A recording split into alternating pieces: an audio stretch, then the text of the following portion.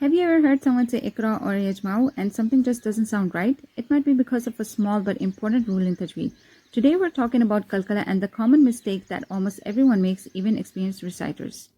Assalamu alaikum wa rahmatullahi wa barakatuh. Welcome to Quran with Tajweed. Today we're diving into one of the most essential rules in Quranic recitation, Qalqalah. By the end of this video, you will not only understand them, but you will also be able to apply them in your own recitation, inshallah. Qalqalah means echo or bounce. It's one of the most fascinating sound rules in Tajweed. It applies to 5 letters: Qaf, Ta, Ba, Jim, Dal.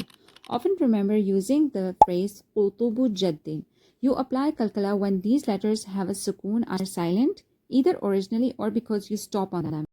Common mistake. The mistake: many people bounce a letter too early or too strongly, turning a calm echo into a pop or explosion. For example, wrong, aqqa, too strong. Correct, aqqa, gentle bounce. Qalqalah should come only after the letter is fully pronounced, not before, and it shouldn't sound like an added vowel. Let's listen and repeat a few examples together. قل هو الله أحد. The letter dal ahad. Qalqalah kubra at end of verse with sukoon. تبت يدا أبي لهب وتب. Qalqalah kubra. وتب. Ba. Listen for a clear bounce at the end. وتب. Types of Qalqalah. There are 2 types of Qalqalah. Sughra, small. When the letter has a sukoon in the middle of the word, example, yajma'una.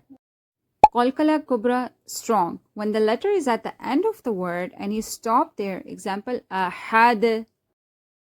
The mistake people make is applying Kubra when it should be Sughra, or not applying Qalqalah at all. Reminder. So remember, Qalqalah is a light bounce on 5 letters. It only applies when the letter has sukoon.